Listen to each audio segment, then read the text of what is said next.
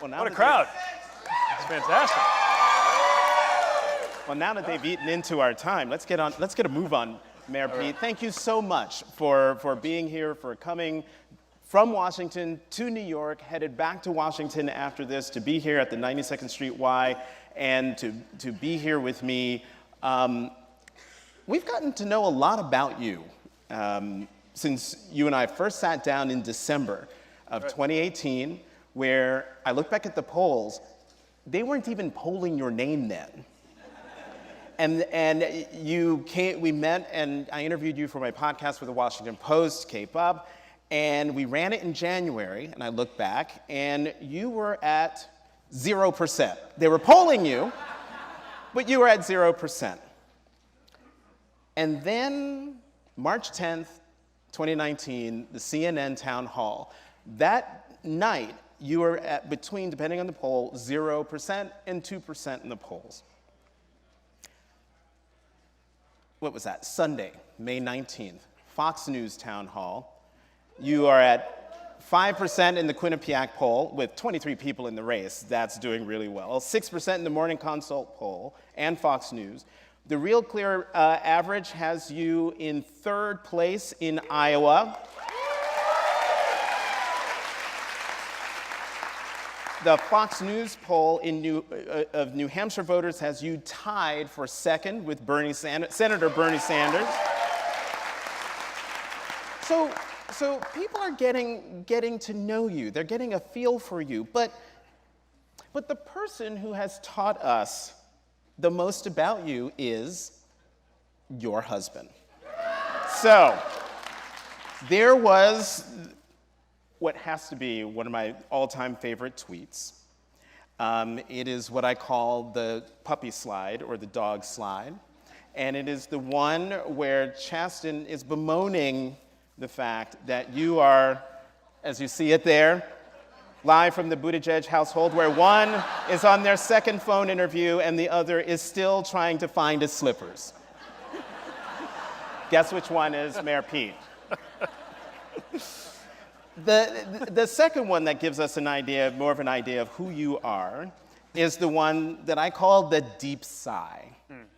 And it is a tweet from @Louis Vertel. It was on April 2nd. Pete Buttigieg seems like the guy who opens a board game, reads the entire instruction booklet from front to back, and then calmly re-explains the rules 30 times to everyone drunkenly playing along. To which your husband replies, "This is so deep sigh accurate." Mayor Pete, how old are you? 37. You're 37 years old, and yet between these two tweets, you act more like someone closer to my age, 51, or older. Were you always this sort of older man in a young man's body? I guess, yeah. Some of my roommates in college, one of them's here actually, would probably have said that, but I don't know. I don't feel old.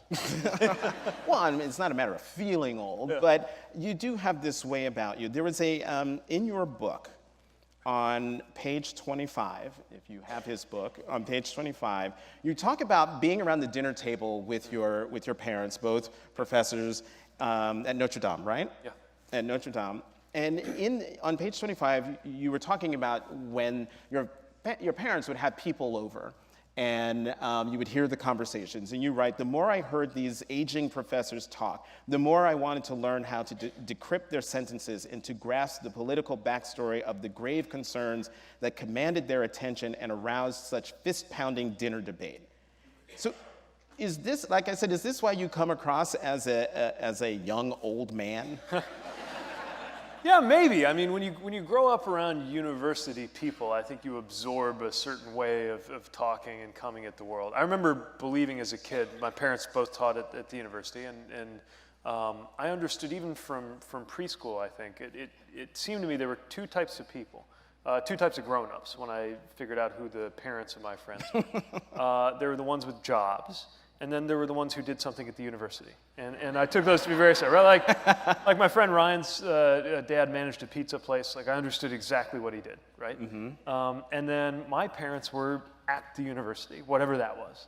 And so there's this kind of mysterious world, and they're using these big words, and they're mentioning names, and it's very fierce. You know, they're talking about these people I've never heard of, and you can tell just how much passion exists around this idea versus that idea. And I think I took that on board before I understood what any of it meant. But then it meant a lot of light bulbs went off when I actually got, especially to college, and figured out what was behind all of this. Right. You got to college, which was Harvard, where you graduated magna cum laude in 2004.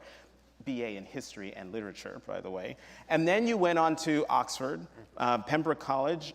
You graduated first in 2007, is that right? Yeah, with a first. So it was a first class honors. Yeah. See, you can tell I haven't gone to Oxford. But it's a scary thing. So everybody there, your degree is either a first, a second upper class, second lower, or third. That's their entire grading scale.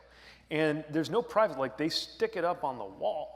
And you find out what everybody's grades were at the end of your time there. But yeah, I worked really hard for that. So were you gunning for first, or are you just hoping to survive? Early on, I was hoping to survive because what happened was, so Oxford has this famous program, PPE, right? It's philosophy, politics, and economics, and it used to be what most Americans did when they got there, if they got a scholarship like I did. Now it's less popular, I think, because it's so hard, and you could either do 2 out of the 3. So you could do philosophy and politics, you could do politics and economics, or you could try to do all 3. And I wanted to do all 3 because one of the things I wanted to learn was economics. I hadn't done it in college. But the college I was arriving at was really skeptical that I could hack it. So we cut this deal that if I could learn the first year's worth in the first 10 weeks, then they would allow me to become a second-year student. Because the scholarship money only covered 2 years, even though it was a 3-year program. Wow. I've never, so I showed up to my first tutorial in economics, and it's very Oxford. It's this one-on-one system, right? So you sit down, and I survived about 10 minutes before she kicked me out. Which is real. I mean, it's all, you show up, you're a Rhodes Scholar, you think you're very intelligent, right? It's pretty galling to be kicked out of class. But especially when you're the only person in the class. That means the professor thinks it's a better use of her time to tell you to go away and try again, right, than to try to explain it to you.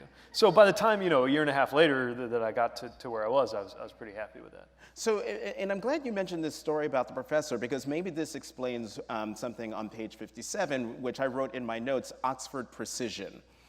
You write, after years of painting with broad verbal brushes, the kind of beautiful images that earn good grades in certain American college literature courses, I now had to make sure that every sentence and idea was precise, clearly defined, and airtight in order to survive the skepticism of a British critic. Yeah. It's very interesting. It's very prescient to where we are now. I mean, they get it. What do you mean, People, when they've seen you, when they've heard your interviews or the town halls, you are very precise in what you're saying. So this was good training, this Rhodes Scholarship of yours.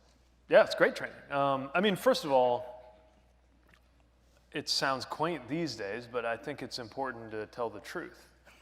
And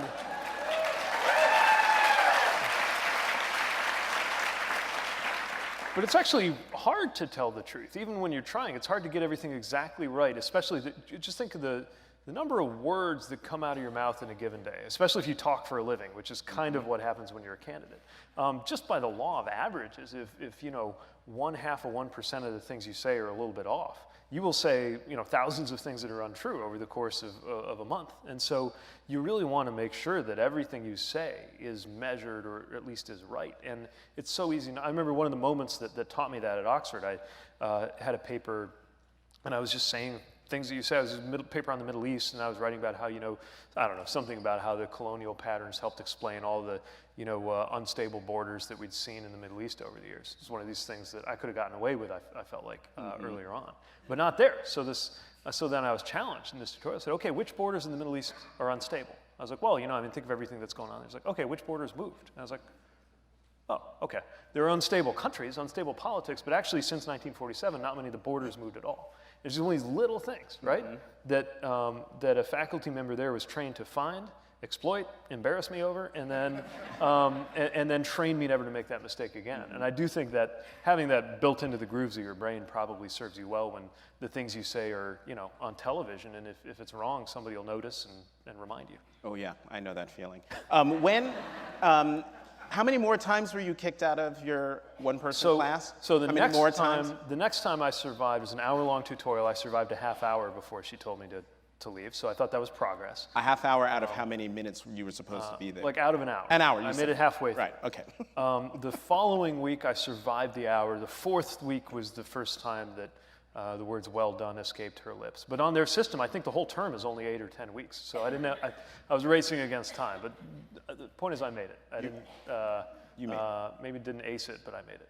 There was an interesting thing on page 10 that you wrote where you write about your youth, where you're like, I'm young enough that I don't always use a TV set to watch television, but old enough that you might catch me using the phrase flat screen TV as if they sell any other kind. And here's the really interesting sentence. Being in your 30s today means you have lived more or less half and half with Democratic and Republican presidencies, known 20 years of peace and 15 years of war. And in reading that, I wondered, given this view, do you view yourself as a generational bridge for the nation? There's a lot of talk about two septuagenarians who are in the race and who are leading the pack among the 23, and then a lot of talk about some of the younger people. Okay, you, the youngest person, the youngest person in the race, and what are you doing, and why are you in this race? But in reading that, it made me wonder, well, is America ready for someone to be this generational bridge between the quote-unquote old and the quote-unquote new? In a way, yeah. I think it's important, first of all, it's a very American thing, at least in certain seasons, and I think we're coming up on one, to empower a new generation. But I do think being a little bit on the elder side of that millennial category, the fact that, when my class arrived in college, everybody having cell phones, let alone smartphones, stuff like YouTube, social media, were not a thing. And by the time we left, all of those were a thing. Or at least by the time I was finished being a student. And so there's some sense of both of those worlds. If you think the defining thing of our generation is the digital experience, then there's having a little bit of a foot in both of those worlds. And one of the things we've seen on the campaign trail is how much a lot of the people who respond best to a more or less explicitly generational message are actually people from my parents' generation who are excited or compelled about the idea of passing the torch. Glad you brought that up because, well, my mother's watching the live stream, and I've talked about this before.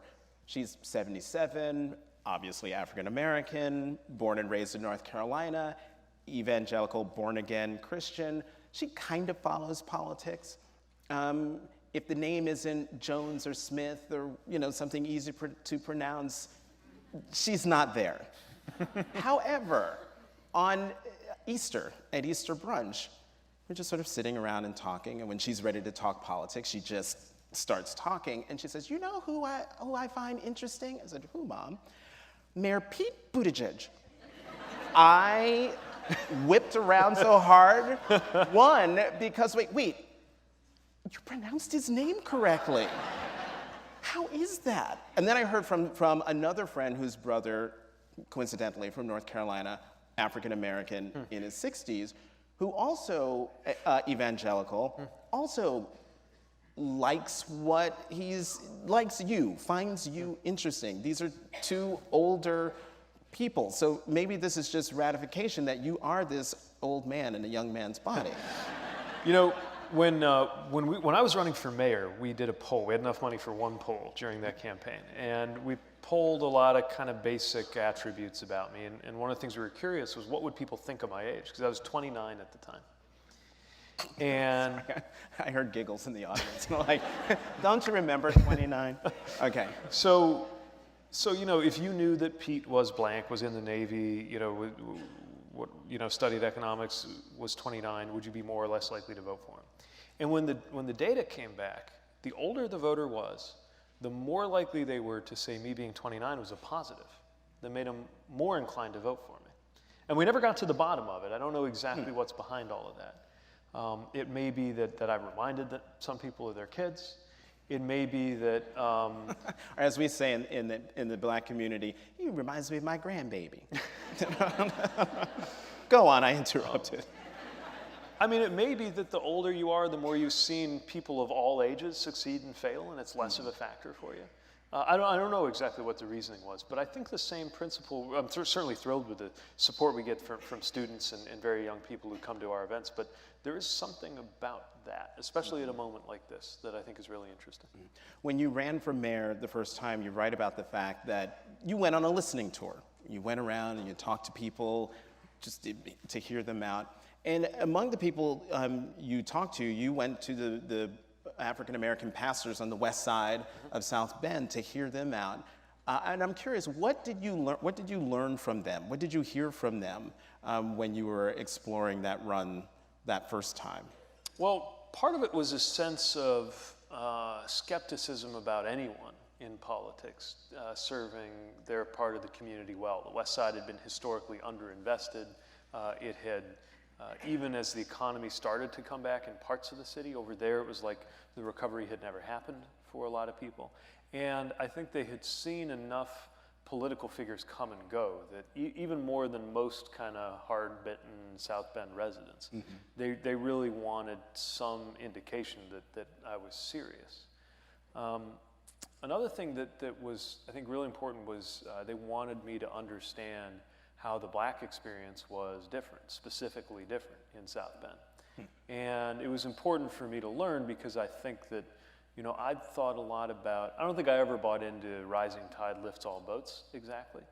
But I had been kind of taught, I don't know where I was taught this, but I guess I kind of absorbed maybe from my media diet, the idea that if you just paint broad strokes, everybody will find that if I talk about making the city better off, that'll touch everybody and everybody think they have a stake in that. And enough people had seen enough things happen in the city that left them out completely, that unless I was talking about what I was going to do for this neighborhood, or what I was going to do on this side of town, or what I was going to do on this particular issue affecting this particular slice of the community, that there was going to be a lot of skepticism that even if I succeeded in my stated aims, that it was really going to be worth them coming on board and supporting me. And in that first election, you won election with 75% of the vote? 75% of the vote. Now, you write in the book, so now you've won, and you say to your campaign manager, Mike Schmuel, this is probably like the best day we're ever going to have. Right. And then in the book, you then write about what has become known as the tapes case. Right. And this is on page 274. You write, as the first African-American chief in our city's history, Darrell Boykins had been uniquely able to build confidence between communities of color and the department as a whole.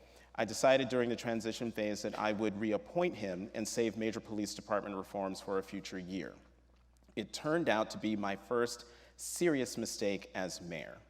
And I read that line a few times to try to understand, wait, which was the serious mistake? Why was that, how did that, and why was that the first serious mistake as mayor? The reason was that I recognized that there were a lot of issues in the police department that needed reform, but I felt that it would be so disruptive both to the department and to the community to tackle that right away that I just thought it could wait. And there were plenty of reasons, like the good track record of community policing, to help put a thumb on the scale on the other side, that I'm going to reappoint this, even though I feel like the condition of the department is a mixed bag, I'm going to reappoint its current leader. And if we're going to try to do something to modernize or professionalize the police department, we'll do it later. And I don't think I really appreciated just how urgent it was to tackle the issues in there. And so I learned the hard way. And it was a hard way to learn that there are some things you cannot defer, and there are some things you can't put off. Well, you learned the hard way because the FBI came to you and said, we're investigating your police chief because he was allegedly illegally taping phone calls of fellow officers in the department. And you wrote at the time in the book, you said, as of this writing, I have not heard these tapes. Right. As of right now, have you heard these tapes? Still haven't, yeah. So they're the subject of a lawsuit between the officers who were recorded on the tapes and the city council, our council, who are basically suing each other. We have, the city physically possesses them, but we're not part of, I mean, it's a crossfire of lawsuits. I could not have understood when this thing started just how complicated the legal situation around this would become. But the bottom line is, even now, I don't know what's on these recordings. And what makes them so incendiary is that there are allegations that racial slurs were used among the police officers. Exactly. And you haven't heard them because it's illegal for you to hear it. It may be. It may be. Right. Maybe and not definitely? That's what we're waiting for the court to tell us. Got it. Yeah. Okay. But if it is, then it's a felony. So that's why we've got to get that. We have enough with chief executives, cloud felonies. You write later on page 277, for those of you following along in your books, the story dominated media coverage of my administration for most of our first year and affected my relationship with the African American community, in particular for years to come. What were you hearing from the community after that all blew up? And what are you still hearing from them now? Well, the first thing was release the tapes. Right, and the last thing I wanted to be seen was to be seen as the protector of these recordings that may or may not have something terrible on them that we may or may not ever be able to hear legally, and to be confronted with that much ambiguity with a community that has deep mistrust, not without reason. Right, this is one of the things I then got educated in as we went. I mean, it's one thing as a student to learn about, for example, all the ways in which so many of the worst moments of the struggle of the civil rights era boil down to interactions between black activists and law enforcement officers, right? And how the local instantiation of this national struggle was so often person of color versus police officer. It's one thing to kind of see that in the abstract. It's another to be responsible for the police department, also responsible for the community being viewed as, or feeling like it's one. In a diverse community with a 25% African American population, as a white mayor, figuring out what it means to try to heal these wounds that I own, right? Because I own everything in the city, but especially anything related to the city administration, including the police department. What I learned was just how much pain was behind that relationship. And at the same time, what I also learned was just how many things could be done, even while I was in a bind with regards to this issue of these recordings, to make a difference. And so I believe I know I would have been inclined to do these things anyway, but the urgency around establishing bias training and civil rights training for our department, the urgency around getting body cameras implemented, the urgency around establishing what I think is one of the most transparent online presences of a police department, at least of our size, in the region and perhaps in the country, even publishing use of force incident data. The urgency of establishing and maintaining an African American majority on the Board of Public Safety, which is a body of 5 civilians that I appoint who have the final say on police discipline. I think I learned the hard way just how important it would be to do those. But the good news was, by the end of my first term, even people in the community who may never think that my specific sequence of choices in handling the whole police affair my first year was what they would have done or was the right thing, that in the end they understood my intention, they understood the trajectory of the city, and they were prepared to support me at the polls. So now you're running for president, and you're running in a party where the granite base of the party is the African American vote, African American women in particular. South Carolina is the 3rd state in the primary contest, primarily because the African American electorate is paramount in South Carolina. And there was a poll that came out, I believe it was last week, where you are polling at 0% among African Americans. How are you going to bring the message of what you've done in South Bend and what seems to be good relationships with the African American community in your hometown to the people in South Carolina and the black voter-rich Super Tuesday states that are coming in rapid succession? Right, so this is vital, first of all, in order for us to win, but also in order for us to deserve to win, that we have a coalition and supporters that are as diverse as our party. And not just our party in general, but my generation in our party is still more diverse, the most diverse ever. What we're finding with a lot of these early state voters is the challenge is not that they've sized me up and they don't like me, it's that they don't know me. They don't feel that they know me at all. And so what we're seeing is that there are people who will find their way to my events wherever I am, and then there are people who will never hear our message unless we find creative ways of getting to them. And while I had 4 years to build that trust in South Bend, I have a matter of months to do it in the primary process. And so part of our approach is to make sure we're building out a team on our campaign side that reflects the diversity of the coalition we want to build. A lot of it is engagement, not just in the public events, but kind of when the cameras are off, having small, quiet engagements with activists, with faith leaders, with people connected to HBCUs, with anybody we can find to not only obviously make sure they understand the message of the campaign, which people, I believe, are responding to very well, but also to invite them to shape the campaign in many ways, to ask them to help us think about the right vocabularies, the right ways that we can be a voice for them in this process. And I'm very confident that as we do that, we will continue to see our support grow. But there is a huge challenge for any candidate who is, A, not themselves a candidate of color, and B, not somebody who's been known for years or maybe decades, to earn in very short order the confidence of black voters in the South. You mentioned how you've been trying to figure out novel ways to bring your message to people or constituencies who wouldn't normally hear you. And one of those things you did was on May 19th with that Fox News town hall. Yeah. My Twitter feed has been on fire because of the piece I wrote saying that you did a couple of things in that Fox News town hall that, to my mind, made it worth it going on Fox News to talk about your candidacy. What do you say to those people burning up my Twitter feed? And I'm sure there might be quite a few people in this audience who don't understand why on earth would you, from their perspective, waste your time going to a channel that does what it does for an audience that's not going to vote for you anyway. So the first thing to remember is just how many people tune into this network. And while there's no question that a lot of what is said on that network is in bad faith, especially among the opinion hosts, there are a lot of people who are viewing it in good faith.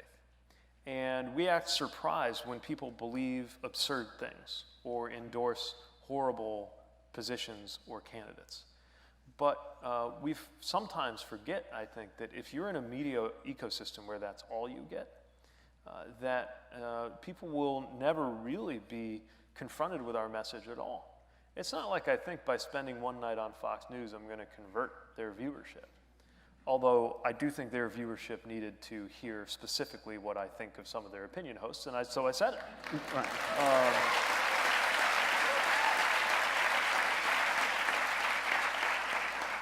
And then some of our friends on Twitter saw, people like Tucker Carlson and Laura Ingraham and Sean Hannity losing their damn minds the next day on the air, right? And they're like, see, this is proof that it was folly to go on there. It's like, I didn't go on there because I thought they would suddenly like me. I went on there because there are a lot of people who tune in casually, who may literally never even hear our message. And I also wanted to model, frankly, for my own party, the extent to which we can go into audiences where there's a lot of conservatives and a lot of independents and reach them and speak to them, not by becoming more conservative. That's the 90s formula for reaching independents. Not by pretending to be more conservative than we are, which is just tricking people, and that'll catch up to you. But just by making sure we have the right kind of vocabulary to talk about progressive values. And it's not that we're going to win over a majority of those folks, but I always think of the counties in Indiana. We've got 92 of them. And I think of the conservative counties where it matters that you go there and campaign there and you will, when you lose that county, which you will if you're a Democrat, that it be 60-40 instead of 80-20. Because if you do that across 60 counties, then the swing counties and the blue counties can put you over the top. That's part of how Joe Donnelly became a U.S. Senator. It's not just about thinking naively that we can win everybody over. It's by taking the people who hate you and moving them to just kind of mildly disliking you. Taking the people who mildly dislike you and getting them to be neutral. And then getting some of those neutral people to actually be for you. Mm-hmm. So I asked a conservative friend of mine, who definitely is not going to vote for President Trump, a question. Gave an opportunity, give me a question to ask Mayor Pete. Oh. And here's what he said. I'd be curious to hear his answer to why a moderate pro-life conservative who despises Trump should vote for him. Well. We don't have that much time. First of all, if you despise Trump and you'd like the opposite of what we have now in the White House, it doesn't get much more opposite of this president than a guy like this. Secondly, it's that while we won't have the same values on everything, no two people ever will, but at least I can show you that I'm motivated by values and that the positions I've arrived at are ones I will come by honestly. And the third is that I am seeking to deliver results that anybody, especially a moderate conservative, should be able to embrace. We're not going to come to the same place on the choice issue. We're just not. But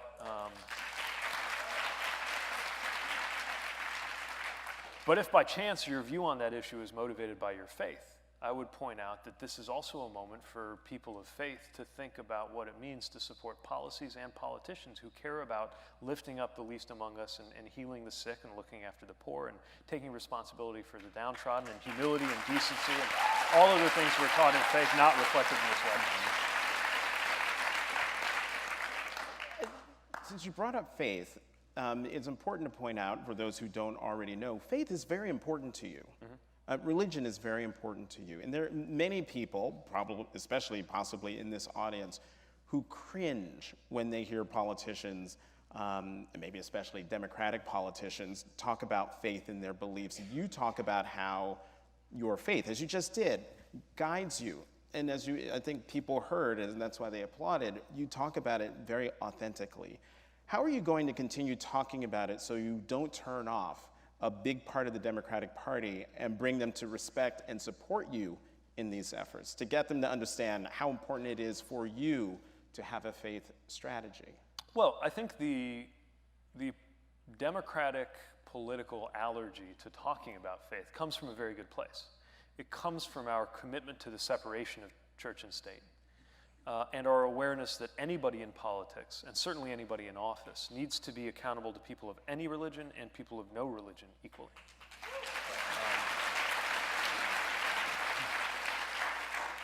So we need to establish that we all agree on that. And at the same time, talk about, and by the way, another reason that a lot of people who are part of the Democratic coalition have trouble with faith is they feel that a lot of faith institutions have been hostile to them. But this is also an opportunity to point to all of the ways in which faith can lead you somewhere besides the arms of the religious right. At a moment when we have a president who is inimical not only to our values, but to theirs, if we think about what he stands for or how he acts, relative to how even the self-professed views of evangelical conservatives run. It's all the more opportunity to remind ourselves of how, for example, the religious left, which isn't talked about as much, without the religious left, there's probably not a civil rights movement as we know it, just to take one example. And you don't have to identify with it to make common cause with people who are motivated for religious reasons as well as for reasons that have nothing to do with faith, to make ourselves part of this bigger push. And at a moment when solidarity is so hard to come by in this country, I think it's a really good moment for secular and religious people who believe in a more inclusive and decent future to band together.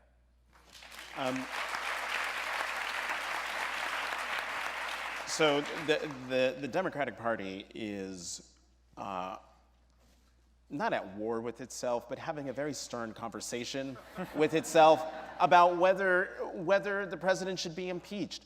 An hour or so ago, I just flipping through Twitter and saw that Senator Elizabeth Warren, one of the 23, sent out a tweet asking people to sign a pledge, and the pledge is entitled, "Congress should begin impeachment proceedings against Donald Trump." So my question to you is, would you sign that petition? I'd like to read it, but I mean, that's it. That's it? That's it. Congress should begin impeachment proceedings against Donald Trump. Please sign. Would you sign that? Yeah, I'm open to that. Look, it's... Wait, don't fall for that. Wait, you're open to it, or you would sign it? It's here, sign. So I usually don't make signing decisions on stages, but look, Should he be impeached? of course he deserves it. Of course he deserves it. And the real question I think we need to ask ourselves is, okay, first of all, as we see these outrages against the rule of law, rejecting lawful subpoenas, telling private citizens to reject legitimate inquiries from Congress, thumbing his nose in so many different ways at not only the opposition, but at the Constitution. At what point can that only be met with the response of impeachment? We also need to ask ourselves, okay, what are we trying to achieve? And part of what you can achieve is simply to draw a line about what is right and what is wrong, and the House Democrats can do that. If they do that, it then goes to the Republican Senate, where there are a lot of people acting in bad faith who obviously are unlikely to do the right thing when it comes to this president. And so, independent of what's going on in Congress, what's on my mind is, first of all, since I'm not in Congress, the best thing I can do about this president is defeat him. But also, we got to remember, this president and the phenomena that he unleashed will last much longer than the presidency itself does. And one of the most important questions is, what, if any, reckoning will happen among the Republicans over their complicity with this? And will they, even though I'll never agree with the Republican Party, it's actually important that there be one that is at least minimally coherent. If only to illuminate some good faith disagreements, right? Now, I believe the only way that they will get in touch with their consciences is if they witness terrible political consequences for this president.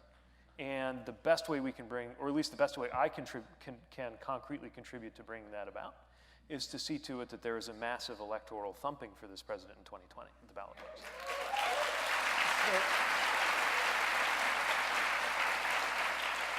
So those Democrats who are calling for Congress to start impeachment proceedings right now, today, that's a mistake.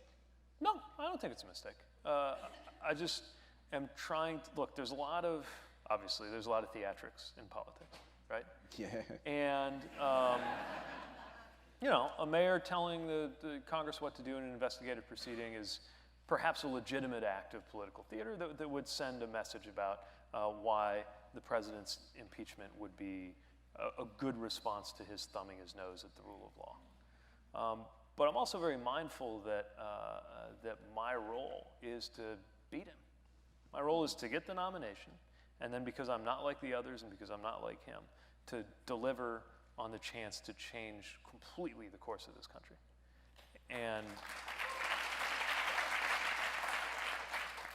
And so, we'll continue to look at the right way to draw a line, but I also hope that we do it with smart expectations about what effect it's going to have. Mm-hmm. Okay, let's fast forward. You're president of the United States. We're not even in transition. You are president of the United States. And this question comes from a national security friend of mine. Yeah. Who wanted to know, do you commit to hold accountable former members of the Trump administration who are subsequently found to have committed crimes during their time in government, or do you believe removal from office is punishment enough?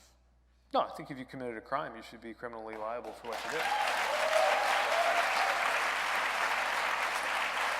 And the reason why I ask that question is, like, we've been down this road before. How many of you are still upset that no one was held legally accountable for what happened, the financial implosion in 2008? Right.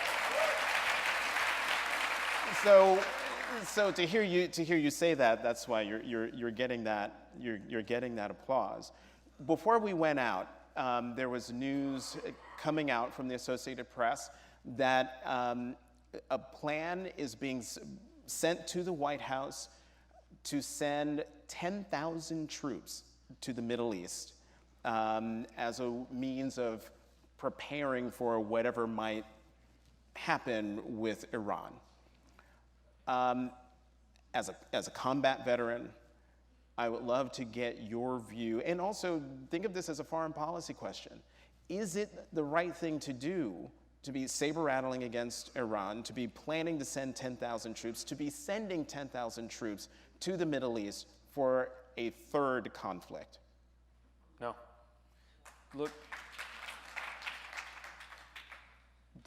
first of all, the fact that an architect of the Iraq War, John Bolton, is even allowed in the Situation Room.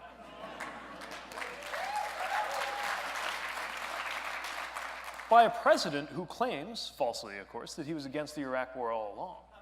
And remember, I'm old enough to remember in 2002, a lot of Democrats lying and saying that they were for the Iraq War even though deep down they knew better because they thought that was required of them politically. That's some strong stuff to say they were lying. Or at the very least, well, no, I think that was true. I think at least some of I'll never know who's who or which was which, but it cannot be that every Democrat who talked themselves into being for that war really thought it was a good idea. And 14 short years later, we got Republicans lying and pretending they were against it all along. And the reason for that, of course, is that we now know what a disaster it was. Now, as I write in the book, I think it would have been no less of a disaster if there actually had been weapons of mass destruction, because he would have used them on us, and we wouldn't have had to be there in the first place to create the situation where he would have used them. But the point is, the next president's got to establish a higher bar for what it will take to deploy military force. And I say this, first of all, as somebody who knows what it means to pack your bags and be deployed on the orders of a U.S. president, and to write a letter and put it where your family can find it. And to know that right now, someone in Afghanistan is doing the same thing that I was doing.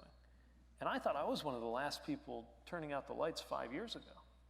But more than that, some other person is in uniform in East Africa right now, based on the same congressional act that authorized the Afghanistan war after 9/11. I mean, that's how loose we've gotten with authorizations for what is amounted to a forever war.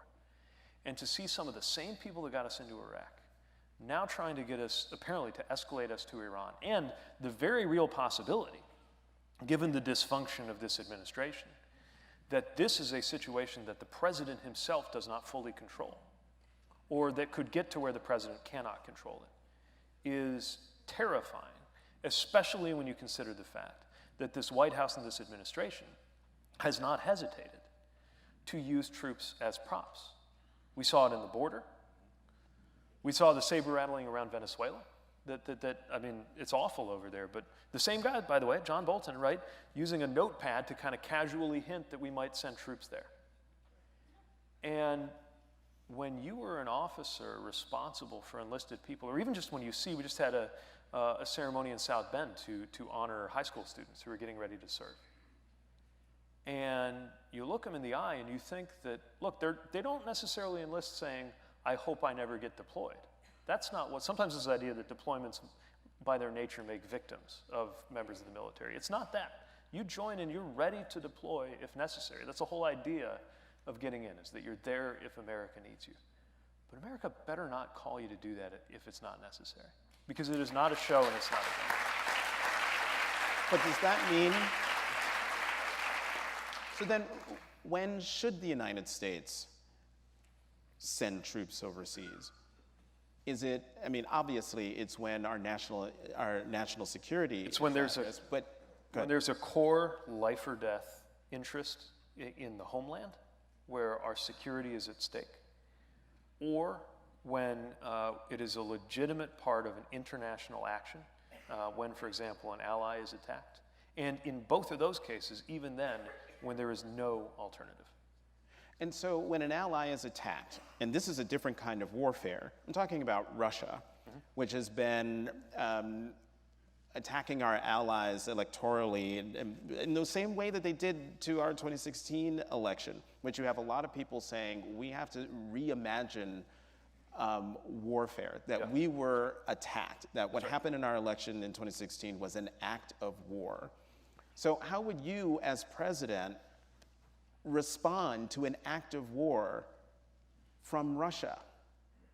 Well, what they did was to attack the fundamental thing that keeps us safe, which is our democracy.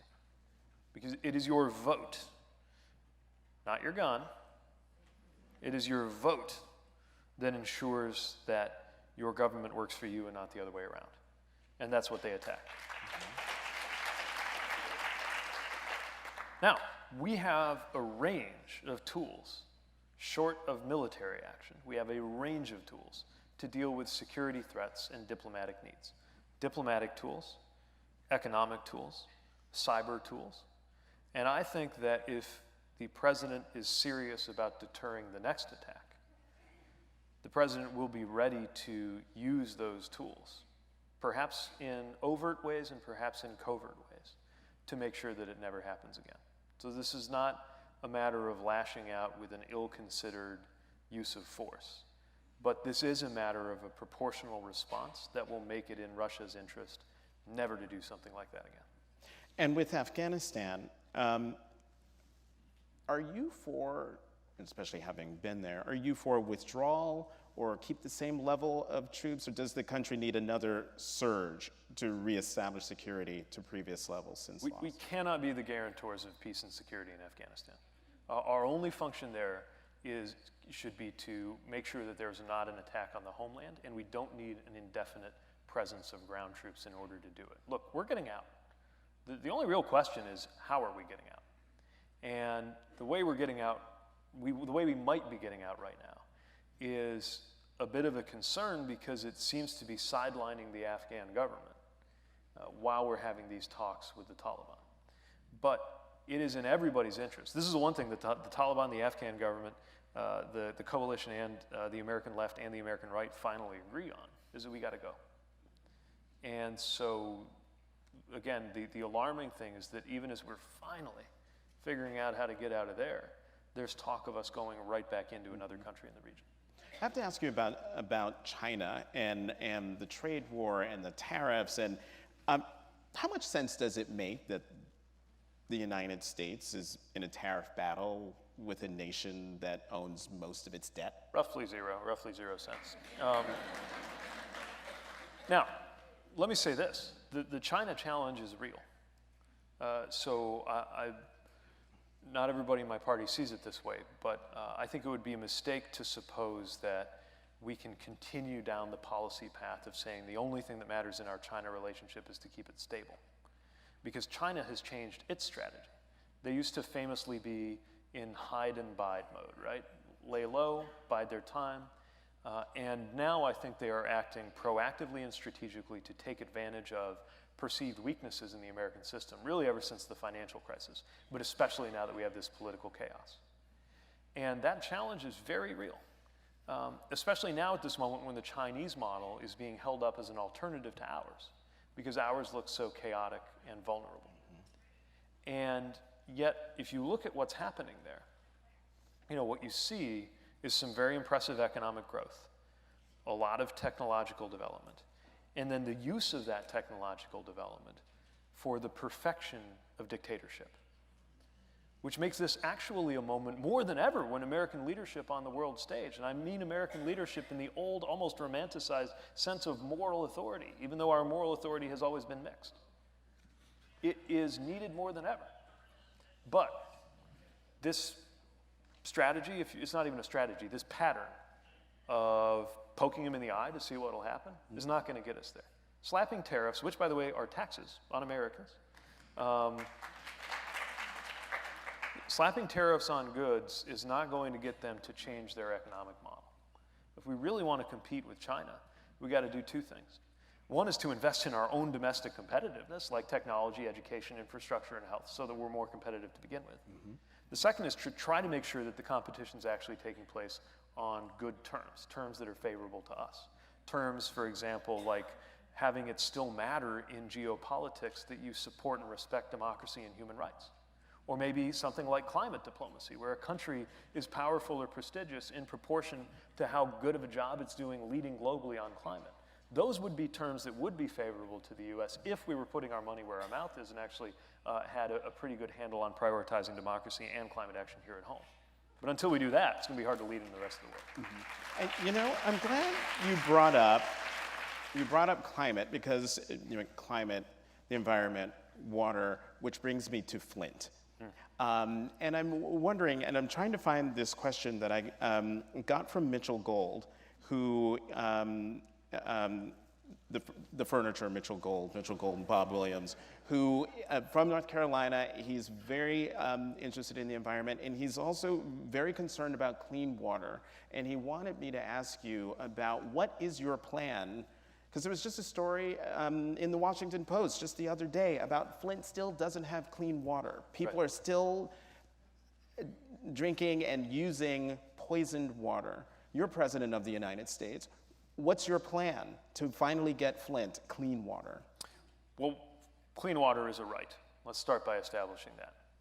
And from a perspective of justice, as well as from a perspective of basic human development, it's unacceptable that Americans in 2019 are unable to get a glass of clean, safe drinking water out of the tap. Now, this happens to be something that every mayor thinks about a lot, because when you're a mayor, you're in the business of getting everybody clean water. It's what probably my most fundamental responsibility to the people of South Bend.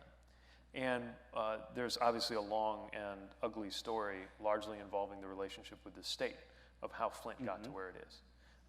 But the bottom line is that there needs to be some federal backstop to the quality of infrastructure. When we hear infrastructure, we think a lot, and especially, we usually think about transportation. We think about the sexy stuff, the bullet trains and airports, and I want all of that too. But the most important infrastructure we have is underground. It's water and wastewater. It's this unsexy stuff on which modern civilization depends. And if there's ever a circumstance, which there never should be, where a state or a city allows that to fail, there has to be a federal backstop to provide the means to correct it right away. If we can get clean water to a base in Afghanistan, then we can get it to Flint if it's a priority.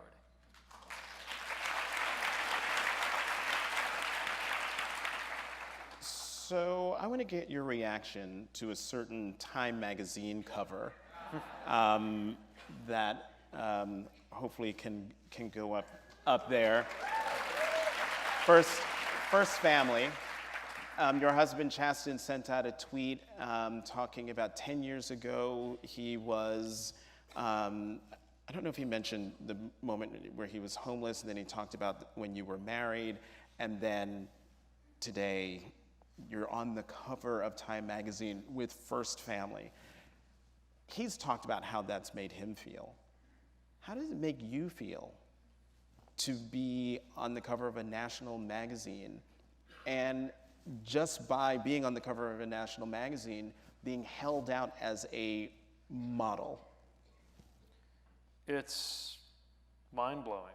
I mean, when I was a student, I had some aspirations about public service, but it seemed to me then that there was going to be a fork in the road. That either I could be out or I could be in public service.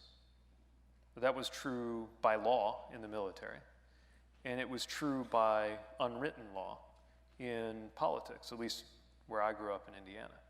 It was as sure a fact as anything. And I have to admit, I probably thought that fact would live as long as I did. So the fact that I find myself on the cover of a magazine, not by suppressing who I am, but by being who I am, is frankly one of the things that gives me the hope that is required to run for office at a time like this. Because without hope, you can't run for office. And was it in response to this? Was it in response to the magazine cover that I believe was it Franklin Graham, who said that being gay is, quote, something to be repentant of, not something to be flaunted, praised, or politicized? What would you say to the Franklin Grahams of the world, the Mike Pences of the world, who have an issue with the LGBTQ community? I guess I would say that we all have a lot to repent for.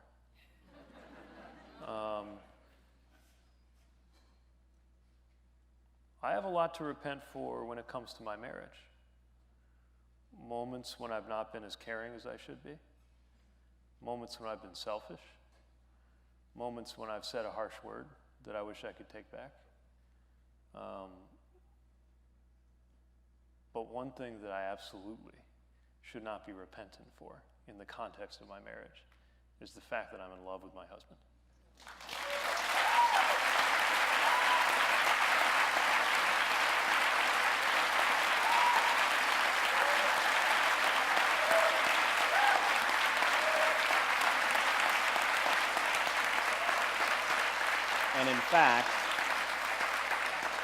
And in fact, your husband Chasten said on CBS Sunday Morning, which if folks haven't seen it, it's all online. It's like 11 minutes of just Chasten talking. I was wondering, when is Mayor Pete going to talk? But Chasten is there, and Chasten is as impressive as you are when it comes to just speaking from the heart. And he said, when asked by John Dickerson about people questioning, your marriage and things, and he wrote, I think I don't have to answer for it.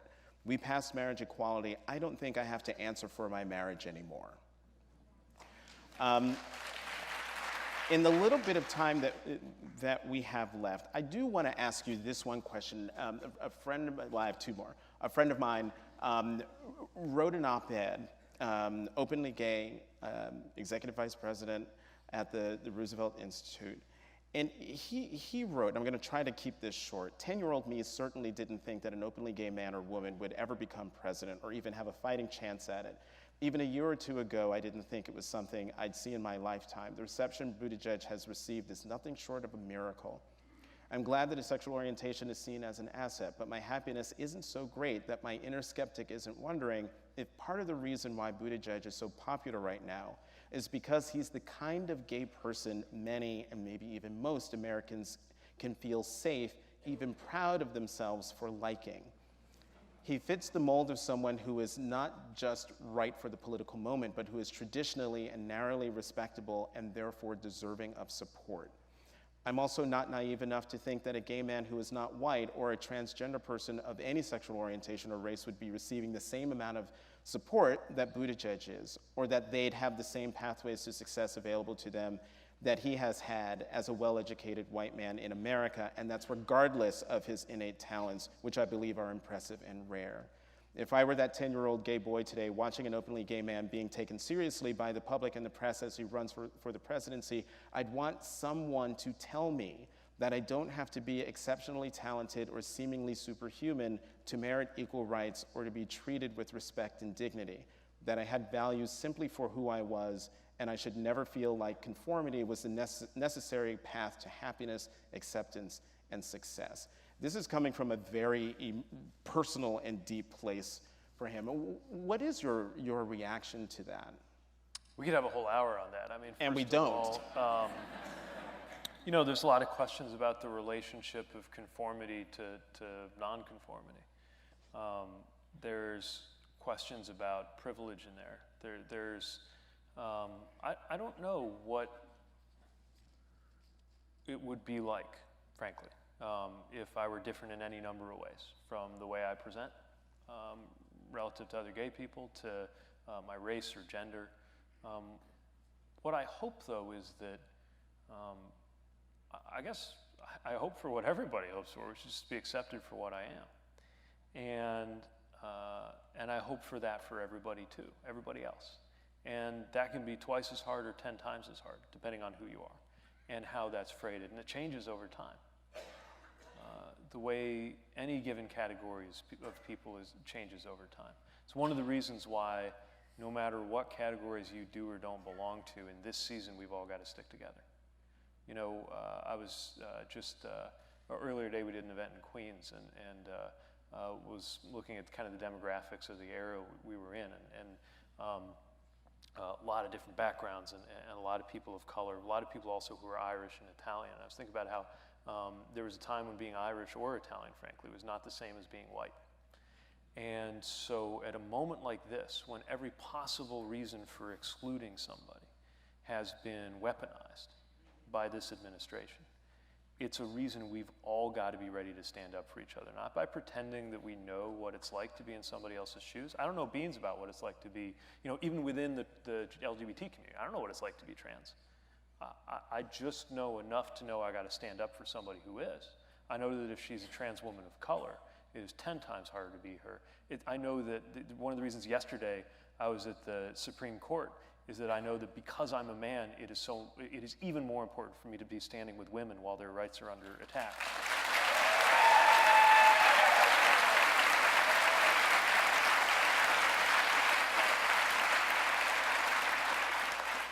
All of us have to figure out how to find what's in our identity and use it as a source of solidarity for others, because anybody can be marginalized, and so many people right now are, that if we don't stick together, you never know who's going to be next.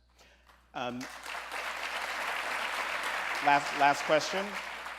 Secretary Castro was mayor of San Antonio, and that is an $18.2 million budget. Mayor de Blasio of New York City is running for president, and population 8.6 million with a budget of $92.5 billion. San Antonio has 1.4 million.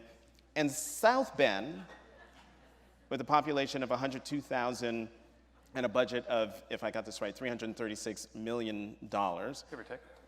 The question from Sue is, why do you think that being the mayor of a mid-sized city is adequate preparation to be president of the United States? All right.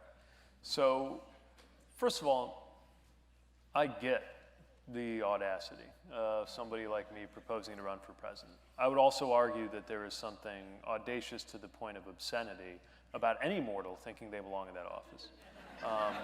Because the only honest answer is nothing is adequate preparation to be president of the United States.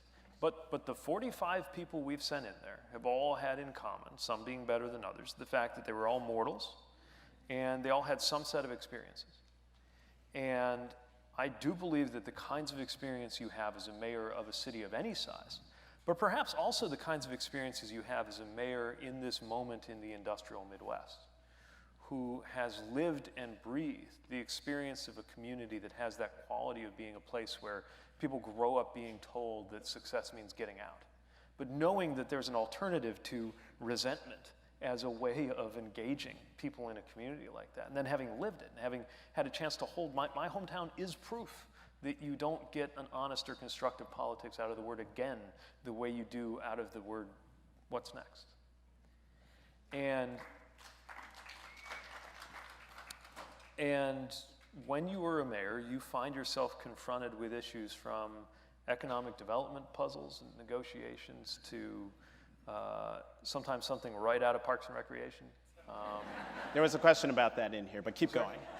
I mean, we've got a duck pond issue right now that is really hot topic if you're in South Bend. There's a golf course that's basically my Vietnam.